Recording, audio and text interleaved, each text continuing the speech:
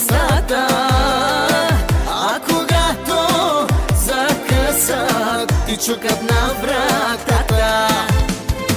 нямаш как казва